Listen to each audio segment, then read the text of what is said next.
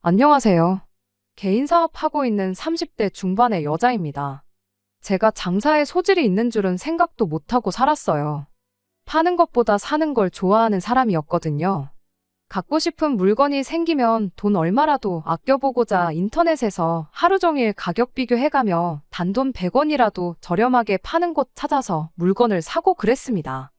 그러다가 나중에는 도매 사이트도 기웃거리게 되었고, 그 덕에 필요 없이 물건을 몇 개나 사야 하는 상황이 생기긴 했는데, 인터넷에 마음 맞는 사람들 모아 공동구매도 진행해보고, 이래저래 조금 더 싸게 물건을 구할 방법을 찾아 헤매던 게 수익으로 이어질 수 있다는 사실을 알게 되니, 문득 이런 생각이 들더라고요.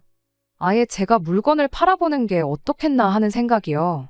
그렇게 100원, 1000원 아껴보겠다던 마음이 이왕 이렇게 된 거 돈 벌면서 쇼핑도 같이 해보자는 생각으로 바뀌게 되면서 회사 다니면서 부업 형식으로 인터넷 판매업을 시작하게 되었어요. 처음에는 제가 필요로 하던 물건들 위주로 장사를 시작했고 소소하게 용돈 정도 버는 느낌의 수입을 올리게 되었습니다.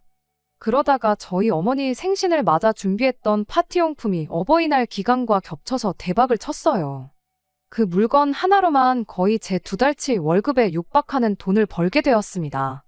그리고 그때 제가 다른 사람들보다 물건을 고르는 눈이 탁월하다는 확신을 갖게 되었고, 그때부터 부업의 비중을 늘려갔죠. 자는 시간 쪼개서 본격적으로 장사를 하니 부업으로 얻는 수입이 본업을 뛰어넘는 순간이 오게 되었습니다. 그렇게 2달 정도 고민을 하다가 회사를 그만두고 내 사업을 한번 키워보자 결심을 하게 되었죠. 회사에서 단기 아르바이트식으로 사람을 뽑아서 쓰고 있었는데 그중에 정말 똘똘한 친구 한 명을 꼬셔 직원으로 채용해 본격적으로 사업을 확장하기 시작했고, 지금은 직원 2명을 두고 쓸 만큼 규모가 커지게 되었습니다. 지금은 사업이 어느 정도 자리 잡아서 이것저것 다 제하고 제 손에 한 달에 평균적으로 300만 원 정도 들어와요. 회사 다닐 때 월급하고 비교하면 거의 비슷한 수준에 회사에서 해주는 복지라든지 4대 보험 같은 거 생각하면 덜 번다고 봐도 무방한 액수긴 합니다. 마음 먹고 돈만 보겠다 하면 직원 1명 줄이고 제가 직접 발로 뛰면 되긴 하는데 돈보다 몸 편한 게 좋다 싶어서 그냥 이대로 하고 있고요. 멀쩡하게 회사 생활하면서 억대 연봉 받는 사람들이 요즘 엄청 많다지만 저는 이만큼 버는 것도 감지덕지라 생각하고 제 인생 즐기면서 행복하게 살고 있습니다. 제 자랑하려고 한 건 아닌데 쓰다 보니 사족이 조금 길었네요. 아무튼 그렇게 삶이 안정되고 나서 저도 결혼이라는 걸 하게 되었습니다. 남편은 제가 회사 다니던 시절부터 만나던 사람이었는데 안정적인 회사를 그만두고 망할지도 모르는 장사를 하느냐며 모두가, 심지어 저희 부모님마저도 뼈 빠지게 공부시켜서 서울에 있는 대학 보내고 서울에 취직도 시켜줬더니 힘들게 들어간 직장을 왜 그만두냐며 반대를 할 때 저를 응원해준 유일한 사람이었습니다. 회사 그만두고 본격적으로 장사를 시작했을 때 처음 몇 달은 계속해서 마이너스가 났는데 그때도 너 그럴 줄 알았다고 당장 회사 찾아가서 다시 받아달라 싹싹 빌라며 가족들마저 저한테 잔소리를 해댈 때 유일하게 남편만이 처음에는 다 그런 거라며 저를 믿어준 사람이었죠. 그때 고마운 마음이 너무 커서 결혼까지 결심하게 되었지요.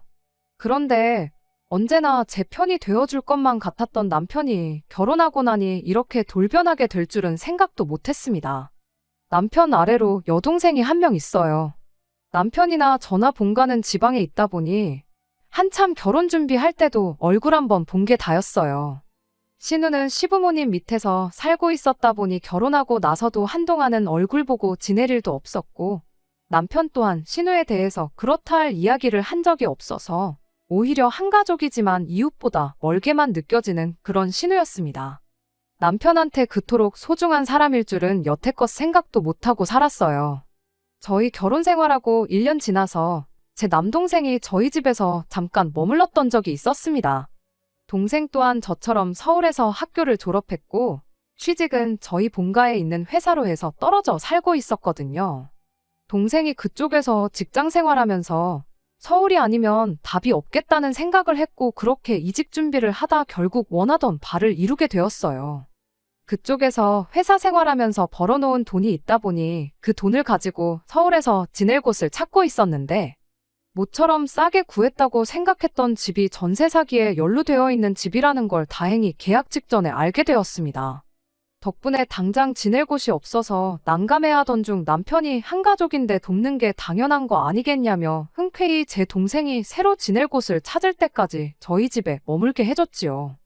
그렇게 동생이 저희 집에서 3개월 정도 더 지내다가 이사를 나가게 되었고요.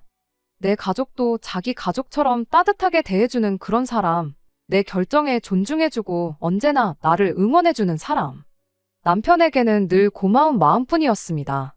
그리고 이듬해에 신우 또한 서울에 올라오고 싶다는 뜻을 내비쳐왔는데 남편이 제 동생에게 해줬던 게 있다 보니 저 역시 신우한테 당장 지낼 곳이 없으면 우리 집에서 지내도 된다는 말을 건네줬지요. 문제는 신우는 제 동생처럼 직장을 미리 구해놓고 상경한 게 아니었다는 데 있었습니다. 그냥 무작정 서울에 올라왔던 거예요. 제 동생이 저희 집에서 3개월을 머물렀는데 직장도 따로 안 알아보고 그렇게 반년을 저희 집에서 죽치고 있는 신우를 보니 이러다 평생 같이 살게 되는 건 아닌가 심히 걱정이 되더라고요. 그렇다고 제가 신우한테 직장을 알아보라고 한마디 하는 게 너무 오지랖 부리는 건가 싶기도 해서 아무 말도 못하고 그렇게 전전긍긍하고 있던 때였습니다. 남편이 주간 야간 비번, 이렇게 3교대 근무를 하는 일을 하고 있어요. 남편이 비번인 날에 퇴근해서 집에 오면 항상 집에는 아무도 없었습니다. 둘이 그렇게 놀러 다녔거든요. 신우가 저희 집에 온 지 얼마 안 되었을 때는 동생 서울 구경 시켜주고 싶어서 그러는 거구나 하고 생각했고 그래서 따로 아무 말도 안 했는데 맨날 비번인 날에 저렇게 둘이 놀러 다니고만 있으니까 제가 속이 다 답답하더라고요. 결국 참다 못한 제가 남편한테 아가씨 저렇게 둬도 괜찮은 거냐고. 놀러 다니는 것도 좋지만 몇 년 지나면 아가씨도 30인데 1살이라도 어릴 때 직장을 구하는 게 유리하지 않겠냐 한마디 했죠. 언제나 제 편이 되어주던 남편이 그때 처음으로 저한테 불같이 화를 냈습니다. 지금 내 동생이 지 앞가림 못하고 있다는 말이 하고 싶은 거냐고. 제가 하지도 않은 말을 짓거리면서 혼자 열을 내는 꼴을 보니 자기도 알게 모르게 찔리는 게 있나 보구나 싶었죠. 남편은 네 눈에는 신우니까 생각이 없는 것처럼 보일지 몰라도 자기 앞가림 할 줄 아는 애라고 당장 돈 얼마 벌라고 고만고만한 회사 들어가라고 하는 것보다 더 좋은 조건으로 일을 할 수 있는 곳을 찾을 수 있게 도와주는 게 가족으로서 당연히 해야 할 일 아니겠냐고 입에 거품을 물면서 따지고 들더라고요. 그냥 걱정돼서 그러는 거라고 어떻게 무말을 하기는 했지만 남편이 처음 저에게 화를 낸 이유가 신우 때문이라는 게 계속해서 신경이 쓰이긴 했습니다. 그렇게 몇 달이 더 지나서였어요. 신우는 여전히 집에서 놀고 먹는 게 일이었습니다. 차라리 저희 일하는 동안 집안일이라도 도와줬으면 기특하기라도 했었을 텐데 집안일을 돕기는커녕 집을 어질러 놓는 게 일이었으니 아무리 남편이 제 동생한테 해준 게 있고 저한테 고마운 사람이라고 할지라도 저도 점점 인내심의 한계가 찾아오기 시작했지요. 부부싸움을 각오하고 남편하고 몇 번이나 신우에 대해서 이야기를 했어요. 남편도 듣다 못해 짜증이 난 건지 알겠다고 한 달 내로 동생 취직시킬 테니 두고 보라는 식으로 나왔지요. 동생이 취직에 성공하면 내 동생 무시했던 거 자기들 둘 앞에 사과하라고 으름장까지 놓으면서요. 신우가 진짜 한 달 내로 멀쩡한 일자리 구해서 일을 시작하면 내가 진짜 무릎이라도 꿇어서 사과하겠다고 저도 맞불을 놓았습니다. 그 정도까지 하지 않으면 작심삼일이라고 며칠 안 지나서 흐지부지 될 수도 있겠다 싶어서 강하게 나갔던 거죠. 그리고 그렇게 한 달 반이 더 지났어요. 역시나 제 예상대로 한 달 반이 지났는데도 신우는 여전히 전업백수로서 저희 집을 지키는 일을 하고 있었죠. 약속한 시간이 한참 지났음에도 남편이 신우에 대한 이야기를 꺼내지 않고 있는 꼴을 보니 또 제가 언급하지 않으면 이대로 시간만 흐르겠거니 싶어서 아가씨 취직은 언제 되는 거냐고 또 한마디 꺼냈습니다. 그랬더니 남편이 그제서야 한다는 소리가 저보고 너무하다는 말을 꺼내더군요. 너는 네 사업하는 사장이면서 다른 사람도 아니고 가족이 일자리 못 구하고 있으면 데려다 쓸 생각을 해야 하는 게 맞는 거 아니냐면서요. 직원 2명 쓰고 내가 버는 돈이 한 달에 300이라고 사람 한 명 더 쓰면 월급이 더 나가야 되고 그렇게 되면 나는 한 달에 100만 원도 못 번다는 건데 아무리 가족이 좋다지만 내가 내 손해까지 보면서 신우 월급을 주는 게 맞냐고 따졌습니다. 그랬더니 남편이 그럼 직원을 하나 자르고 그 자리에 신우를 꽂아주면 되는 거 아니냐는 소리를 하더군요. 이 친구들이 나랑 이 일을 같이 한 세월이 몇 년인 줄은 아느냐고 서로 말 한마디 안 하고 눈만 마주쳐도 알아서 척척인 만큼 잘 맞는 사람들인데 그중 한 명을 자르고 아무 경력도 없는 신우를 그 자리에 꽂아주면 그건 그거대로 손해라고. 나는 내 사업에 지장을 줘가면서까지 신우 인생을 책임져 줄 생각은 추호도 없다고 확실하게 제 뜻을 말했습니다. 그렇게 말하고 나니 남편도 더는 대답을 잇지 못하고 꿀먹은 벙어리가 되어버리더라고요. 하나같이 다 맞는 소리만 했으니 어떻게 보면 당연한 반응이기도 했지요. 이야기 다 끝났으면 이럴 시간에 인터넷 뒤져보면서 신우 할 만한 일이나 찾아주라 말하고 저 혼자 방으로 들어갔습니다. 방에서 혼자 가만히 있으니까 남편이 신우 방문을 여는 소리가 들렸어요. 일부러 방에 있는 신우한테까지 들리라고 큰 소리로 말했으니 이번에는 제대로 한마디 하려나 싶었는데 한 30분인가 지났나 남편이 벼랑간 방문을 열고 들어오더니 저보고 사업을 크게 확장할 생각이 없냐는 겁니다. 뭔 소리를 하는 건가 했더니 신우를 직원으로 쓰지 말고 동업자로 쓰라는 거예요. 제가 인터넷 쇼핑몰을 가지고 있으니 거기에서 신우도 자기 물건을 팔 수 있게 여건을 마련해달라는 소리였지요. 뭔 소리를 하는가 했더니 보다시피 우리 동생이 예쁘고 스타일도 좋지 않냐고. 동생이 옷 같은 걸 보는 안목도 좋으니까 옷 장사도 같이 병행해서 하면 분명히 대박이 날 거라는 거예요. 내 사업에 대해서는 인터넷 판매업을 하는 거라는 거 말고는 눈꼽만치도 지식이 없으면서 짓거리는 걸 보니 기가 차더라고요. 제가 주로 판매하는 게 파티용품이고 간간히 생활용품이나 인테리어 소품 같은 걸 추가적으로 팔고 있거든요. 그런데 난데없이 제 가게 분위기에도 맞지 않는 여성복을 거기에 팔라고 하니 어이가 없었습니다.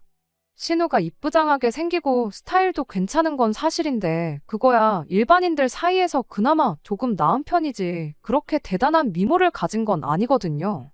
제가 안 좋은 감정을 가지고 있는 신우라서 그러는 게 아니라 객관적으로 봐도 쇼핑몰 모델을 시킬 정도는 아니에요.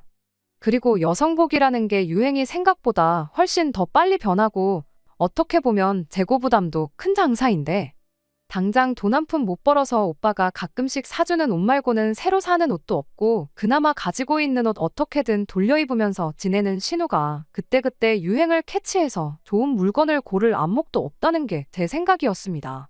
그 정도로 부지런해 보이지도 않았고요. 남편한테 그렇게 동생한테 자신이 있으면 내 쇼핑몰에 기생할 생각을 하는 게 아니고 아예 신우 보고 가게를 하나 차려보라고 하는 게 어떻겠냐 한마디 해줬습니다. 그랬더니 남편이 그럴 돈이 어디 있냐며 일단 일도 배우면서 분위기도 파악할 겸 신우한테 기회나 한번 줘보는 게 어떻겠냐고 계속해서 저를 설득해 오더라고요. 보나마나 물건을 떼오려면 그만큼 자본이 필요한데 그럴 여유는 없으니까 저한테 어떻게든 신우를 떠넘겨서 묻어가려는 개수작을 부리고 있다는 게 다 티가 났어요. 나는 뭐 내 장사 무자본으로 시작한 줄 아냐고 4년 회사 생활하면서 모은 돈 다 끌어다가 키운 가게다. 신우한테 정말 열정이 있다면 당장 편의점 아르바이트라도 구해서 자본부터 모으게 시키는 편이 낫지 않겠냐고 한마디 해주고 나는 신우 인생에 그 무엇도 책임져 줄 생각이 없으니 이 이야기는 그만하라고 딱 잘라서 대답을 했어요. 결국 남편과는 대판 싸우게 되었습니다.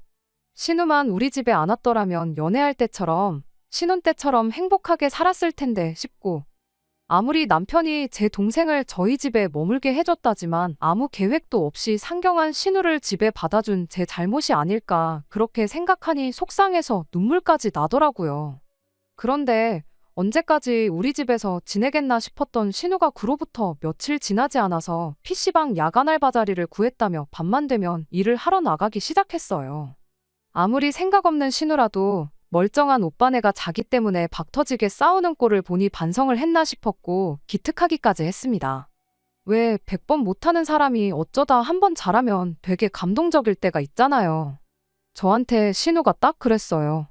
그렇게 꼴 보기가 싫었는데 그래도 정신 차리고 아르바이트나마 일을 시작하니 그동안 제가 너무했나 싶기도 해서 조금이나마 더 챙겨주게 되더라고요. 신우가 일을 시작한 이래로 저도 남편과 다시 사이가 좋아지게 되었고, 정말 신우가 열심히 자본을 모아서 뭔가를 시작하려 한다면 남편이 말했던 것처럼 제 쇼핑몰에 자리 하나 내주지는 못하더라도 어떻게 이쪽 업계가 돌아가는지 날 잡고 제대로 한번 알려줘야겠다 싶었어요. 야간 알바를 하다 보니 저 출근할 때도 집에 없을 때가 부지기수였는데 점심이나마 든든하게 챙겨 먹으라고 국이며 찌개도 끓여놓고 냉장고에 반찬이 부실하다 싶으면 급하게 반찬 가게에 가서 채워놓는 한이 있더라도 냉장고를 비워놓은 적이 한 번도 없었습니다. 그런데 뭔가 조금 그동안에는 눈치를 못 채고 있었는데 제 상식선에서는 이해하기 힘든 모습들이 언젠가부터 눈에 들어오기 시작했습니다. 신우가 출근한다고 나가는 시간은 저녁 7시쯤으로 항상 동일했는데 저녁 퇴근해서 집에 들어오는 시간이 엄청 랜덤했거든요. 제가 아침 7시면 출근을 하는데 보통은 신우가 그때까지 집에 돌아오지 않고 있었거든요. 일터까지 오며 가며 하는 시간이 있다고 쳐도 PC방 아르바이트를 무슨 집에서 2~3시간 거리에 있는 곳에 구하지는 않았을 텐데 일하는 시간이 길어도 너무 긴 게 아닌가 싶었어요. 저도 직원을 쓰는 사장 입장이다 보니 주 40시간 넘기는 게 그렇게 부담스러운데 심지어 신우는 밤샘 근무를 하는 야간 알바인데 하루에 12시간씩 주 5일 6일을 일을 하는 게 의아하더라고요. 그리고 언젠가부터 신우가 핸드폰도 최신 기종으로 바꾸고 옷도 비싼 걸 어디서 그렇게 사다 달라고 하는데 PC방 야간 아르바이트가 그렇게 돈을 많이 버는 직장이 아니라는 건 이미 상식선에서 알고 있는 내용이었고요. 한 번은 제가 출근하다가 웬일로 일찍 퇴근하는 신우를 마주친 적이 있었습니다. 멀리서 터덜터덜 걸어오는 걸 보니 그래도 밤새 일하는 게 피곤하긴 한가 보구나 안쓰러운 기분도 들었습니다. 신우 쪽으로 다가가서 이제 퇴근하냐고 말 한마디 걸었는데 신우가 눈이 아주 반쯤 풀려서는 그렇다고 대답을 하더라고요. 그런데 입에서 약하게나마 술 냄새가 나는 걸 느꼈어요. 얼른 들어가 쉬라 말하고 저는 출근하면서 혼자 곰곰이 생각에 잠겼죠. 이상해도 너무 이상하다 싶었거든요. 아르바이트 치고 일하는 시간이 너무 길기도 하고 갑자기 커진 신우의 씀씀이도 그렇고 PC방 알바를 하는데 새벽에 퇴근해서 술 한 잔 걸치고 오는 것도 말도 안 된다는 생각이 들었고요. 이 이야기를 들은 저희 직원 중 한 명이 그렇게 말을 하더라고요. 혹시 사장님네 신우가 PC방 아르바이트를 하는 게 아니고 어디 술집 같은데 나가고 있는 거 아니냐고요. 증거도 없이 그렇게 확신을 하면 안 된다는 거 알긴 하지만 그렇게 생각하니까 정황상 모든 게 딱딱 들어맞기 시작했어요. 갑자기 커진 씀씀이 하며 이해가 안 갈 만큼 긴 근무 시간에 야간에 일하는 것까지 말입니다. 물론 심증뿐이긴 했지만 그렇게 생각하니 정말 오만 가지 생각이 다 들더라고요. 저 혼자 고민해봐야 답도 없겠다 싶어서 결국 남편한테 이 이야기를 꺼내게 되었습니다. 그날이 아직도 생생하게 기억이 나요. 일 나가 있던 신우는 아직 퇴근을 하지 않아 집에 없었던 토요일 아침이었거든요. 정말 걱정돼서 신우 집에 오거든 신우까지 같이 해서 셋이 허심탄회하게 한번 이야기를 해보고 만에 하나 사실이라면 그만두게 설득이라도 해볼까 해서 꺼낸 말이었는데 남편은 제 말을 듣자마자 그동안 싸웠던 건 애교에 불과할 정도로 성질을 부리면서 화를 내기 시작했어요. 너는 애가 정신 차리고 일을 하고 있는데 이젠 열심히 하는 애한테도 지랄이냐면서 할 말 못할 말 다 꺼내가며 저한테 쏟아붓기 시작했습니다. 네가 봤냐? 증거 있냐 하면서 열을 내는데 말씀드렸다시피 저도 심증에 불과했다 보니 딱히 말을 잇지 못하고 있었어요. 그러던 중에 때마침 신우가 집에 들어왔지요. 집안에 흐르는 분위기가 이상하다는 걸 신우도 느낀 건지 현관문에서 신발도 못 벗고 저희들 눈치만 보고 있었는데 저한테 화를 내던 남편이 너 이리 좀 와보라고 신우를 불렀어요. 그러고는 지금 이 사람이 네가 술집 나가서 일한다는 말도 안 되는 소리를 하고 있다고. 그러니까 너가 지금 얼마나 열심히 살고 있는지 네 새언니한테 제대로 한번 설명 좀 해주라는 말을 꺼냈습니다. 그런데 신우가 우물쭈물하면서 말을 못하더라고요. 신우가 정말 떳떳하다면 PC방에서 야간 알바하고 있다. 밤새 고생하고 왔는데 그게 무슨 소리냐 하고 저한테 화라도 냈을 텐데. 뭐 하나 시원하게 대답도 못하고 나중에 가서는 혼자 울먹거리기 시작했어요. 그러더니 자기는 피곤하니까 들어가 쉬겠다며 그 어떤 해명도 하지 않고 방으로 들어가 버렸습니다. 저는 그때 확신을 했죠. 꼭 술집이 아니더라도 신우가 뭔가 우리한테 말하기 힘든 그런 일을 하고 있다는 사실을요. 남편의 허탈한 표정을 보니 남편 또한 신우가 그런 일을 하고 있을 수도 있겠다는 생각이 들은 표정이었습니다. 그리고 그날 저녁 신우가 집을 나갔어요. 일어나자마자 짐을 싸기 시작하더니 이 집에서 더는 단 하루도 지내기 싫다면서 집을 나가겠다는 말을 꺼내더라고요. 남편이 나가긴 어딜 나가냐며 신우를 뜯어말렸고 저도 신우한테 어디 당장 지낼 곳이나 있냐고 그러지 말고 지금 무슨 상황인지 이야기 한번 해보자고 신우를 회유했지요. 신우는 저한테 어차피 언니는 내가 이 집에 지내는 거 싫어하지 않았냐고 1년 반 동안 속만 썩이는 애물단지가 나간다는데 언니한테는 잘된 일 아니냐며 더럽고 치사해서라도 내가 이 집에 다시 들어올 일은 없으니까 그러지 말라 한마디 소리를 지르더니 그 길로 현관문을 부서져라 닫아버리고는 집을 나가버렸습니다. 남편이 대번에 집 나가는 신우를 따라 나갔고 저는 아무것도 하지 못하고 그 상황을 그저 바라볼 수밖에 없었네요. 남편은 그날 집에 들어오지 않았어요. 다른 사람도 아니고 여동생 일인데 당연히 신우 지낼 곳을 확인하기 전까지는 집에 돌아올 수 없었겠지요. 다음 날인 일요일 저녁이 돼서야 집에 돌아왔는데 남편이 저한테 그런 차가운 표정을 지을 수 있는 사람인지 그날 처음 알았습니다.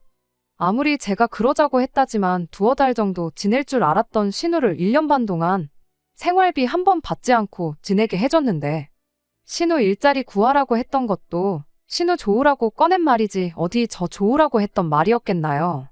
말 맞다나 신우가 직장을 구한다고 한들 혼자 독립해 나갈 만큼 돈을 모으기 전까지는 저희 집에 계속 머물렀을 게 뻔한 사실이었는데 말입니다. 그런데 앞만 봐도 신우가 술집 나가 일하는 것 같아서 그렇게 돈 벌 바에 얼마든지 더 지내도 좋으니까 정상적인 일자리 구하라고 한마디 충고해 주려던 게 이렇게 큰 잘못인가 싶어서 저도 억울했어요. 그렇게 내 동생 집에서 내쫓아버리니까 속이 다 후련하냐고 따지는 남편한테 참다 못해 저도 한마디 했어요. 그럴 거면 이혼하자고요. 이혼해 줄 테니까 동생 다시 집으로 불러와서 나 말고 세상 가장 소중한 동생 품에 끼고 살라고 말이죠. 한참 열내던 남편도 이혼하자는 말을 들으니 정신이 퍼뜩 들었나 봐요. 그제서야 저한테 이게 이혼까지 할 일이냐며 동생 일이라 자기가 너무 흥분했다고 미안하다고 사과를 해오대요. 만약에 거기서도 이혼하자고 맞불을 놓았다면 진짜 이혼해야겠다 그런 생각을 하고 있었는데 막상 또 싹싹 빌면서까지 미안하다고 사과를 하고 있는 모습을 보니 저도 점점 마음이 누그러지기 시작했어요. 이내 평정심을 되찾고 남편과 다시 이야기를 나누기 시작했습니다. 남편한테 신우가 무슨 이야기 안 하더냐 물어봤는데 남편이 답답한 표정으로 죽어도 무슨 일을 하고 있는지 말을 안 하더라 하면서 한숨을 쉬더라고요. 신우는 어디로 가 있느냐 물어본 질문에는 그간 일하면서 모아놓은 돈이 많아서 그걸로 방을 알아보겠다고 했다고 합니다. 그리고 방이 구해질 때까지는 일하면서 알게 된 친구 집에서 지낸다고 했다 하는데 신우가 일한 지가 몇 달 되지도 않았는데 모아놓은 돈이 상당하다고 하는 걸 보니 확실히 정상적인 일을 하고 있는 건 아니겠구나 싶었네요. 아무튼 남편 표정을 보아하니 제 입에서 그럼 신우가 집을 구할 때까지만이라도 우리 집에 있게 해주자는 말이 나왔으면 하는 얼굴이었는데 어떻게 나간 건데 괜히 거기서 착한 척 오지랖 부렸다가 다시 눌러앉을 수도 있는 일이고 저도 더는 신우 일을 가지고 남편과 소모전을 하고 싶지 않았기에 알면서도 그 말 한마디는 해주지 않았습니다. 아무튼 그렇게 드디어 신우가 저희 집에서 나가게 되었어요. 장장 1년 4개월이라는 긴 시간이었습니다. 한 두어 달 있다 가겠거니 생각했던 것 치고는 너무 길었죠. 이 집에서 신우만 빠지면 다시 모든 게 원래대로 돌아올 줄 알았는데 그게 아니었어요. 그 긴 시간 동안 신우가 저희 집에 머물면서 그냥 조용히 있다 간 게 아니었으니까요. 신우 때문에 남편과 싸운 게 몇 번이고 남편 입에서 평생 나올 거라 생각했던 적 없던 말까지 들었으니 이미 지칠 대로 지쳐버린 것 같아요. 아직도 남편은 저녁만 되면 신우한테 지낼 곳은 구했는지 밥은 먹고 다니는지 전화를 하고는 합니다. 그거 듣고 있는 것도 고역이에요. 이런 일은 보통 시간이 약이라고 시간이 해결해 준다고들 하는데 과연 시간이 지난다고 이런 제 마음이 나아질까 싶네요. 안녕하세요. 작년에 기생충 마냥 눌러앉았던 신우 때문에 골머리 앓고 있다던 사연을 보냈던 쓰니입니다. 시간이 해결해 줄까 의문이었는데 정말로 시간이 모든 걸 해결해 줬어요. 지금은 골머리를 썩기는 커녕 그렇게 개운하고 후련할 수가 없습니다. 신우가 그렇게 집을 나가고 나서 한 달 정도 뒤에 혼자서 살 집을 구하게 되었어요. 동생 걱정에 잠도 제대로 못 이루던 남편이 신우가 집을 구한 이래로 그렇게 뻔질나게 신우네를 드나들었죠. 저랑 결혼하기 전까지만 해도 본가에 있는 신우와 거의 10년을 떨어져 지냈으면서 그렇게 걱정이 되느냐고 물어봤었는데 그때야 어머니 아버지랑 살았으니 괜찮았지만 지금은 내가 걔 보호자 아니겠냐고 하는데 어이가 없었습니다. 백번양보에서 신우가 집안의 늦둥이라 나이차가 10살씩 난다면 이해라도 하겠지만 신우가 한두 살 먹은 애도 아니고 곧 30을 앞두고 있는 다 큰 어른인데 보호자 타령을 하고 있으니 말입니다. 왜 이제 와서 오빠 노릇을 하려고 드는지 도무지 이해가 가지 않았죠. 남편은 이미 제가 결혼 전에 알고 있던 항상 저를 위해 좋은 이야기만 해주던 그 사람이 아니었습니다. 남편이 비번인 날은 남편 얼굴도 보기 힘들었어요. 신우한테 가 있느라 퇴근하고 오면 집에 있는 법이 없었죠. 정작 신우는 아직도 지 오빠한테 자기가 무슨 일 하면서 밥 벌어먹고 있는지 말도 안 해주는데 말입니다. 아무튼 그렇게 신우가 집에서 나간 지도 반년 정도 지난 어느 날 시댁이 아주 뒤집어지는 사건이 하나 터지고 말았습니다. 애인도 없는 신우가 난데없이 임신 3개월이라는 사실을 알게 되었거든요. 당연한 소리겠지만 애 아빠가 누군지는 모른답니다. 애인은 없었지만 만나는 사람은 참 많았나 보네요. 아빠가 누군지도 모르는 아이를 신우 능력으로 어떻게 키우겠나요? 이런 말 하기는 뭐하지만 더 늦기 전에 병원이나 알아보는 게 상책이다 싶었는데 남편이 그건 있을 수 없는 일이라며 반대를 하고 나왔어요.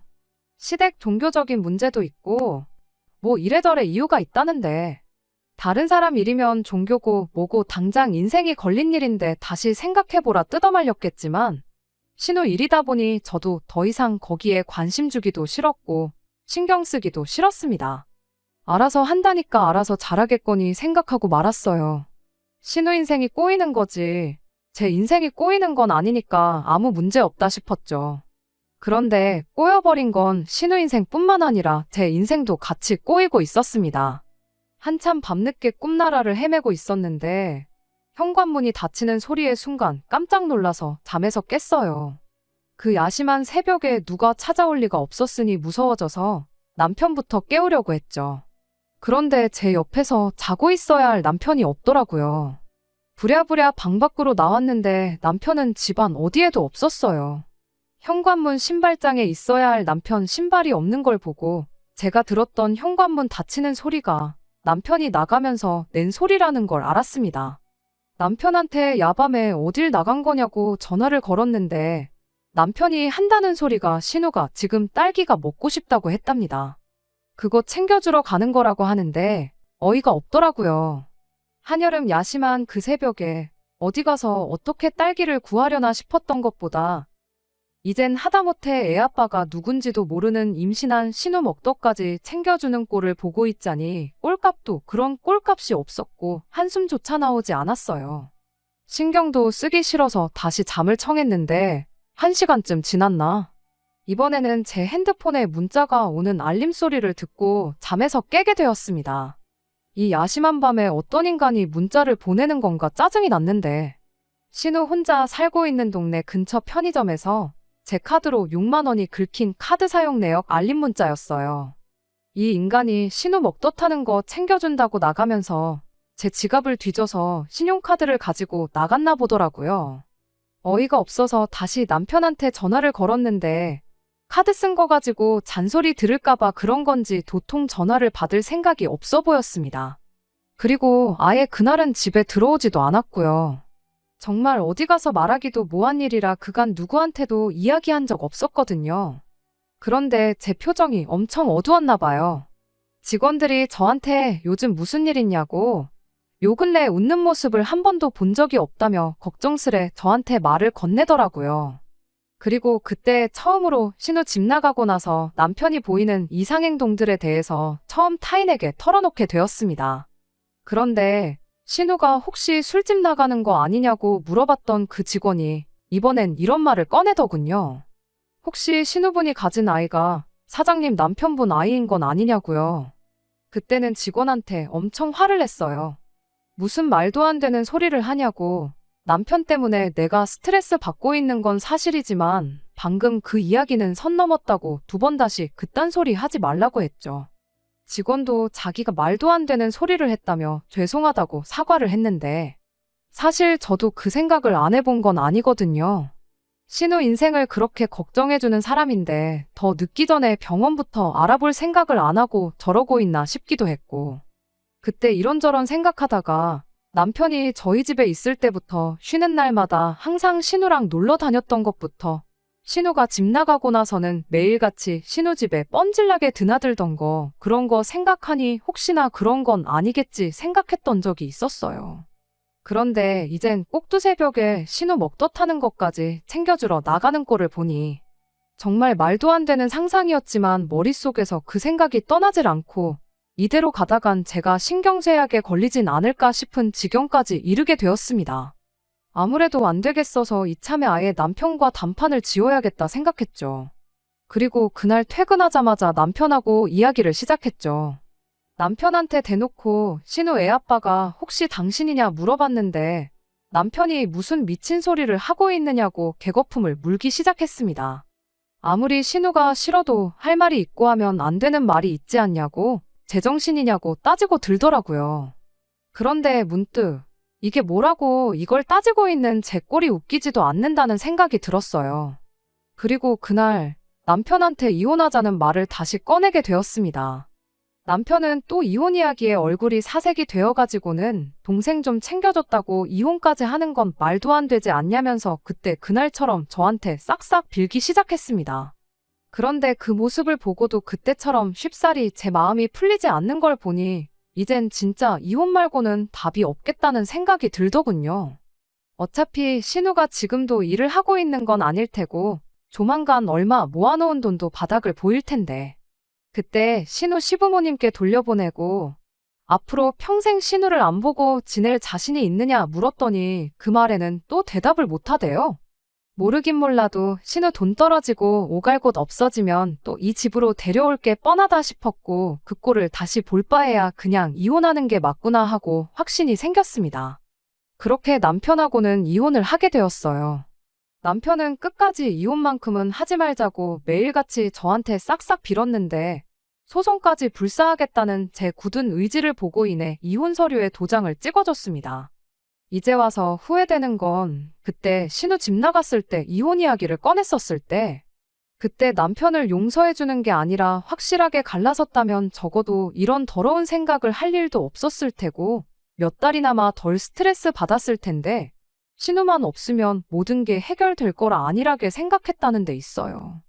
이혼하고 나면 당연히 남편이 신우네로 들어가던 새 집을 구해 신우랑 한 집에 같이 살던 할 줄 알았는데 막상 신우는 오빠가 애를 대신 키워줄 것도 아닌데 뭐하러 같이 살겠냐며 계약해놓은 집 남편한테 떠넘겨버리고 그 길로 홀랑시댁으로 내려가 버렸습니다.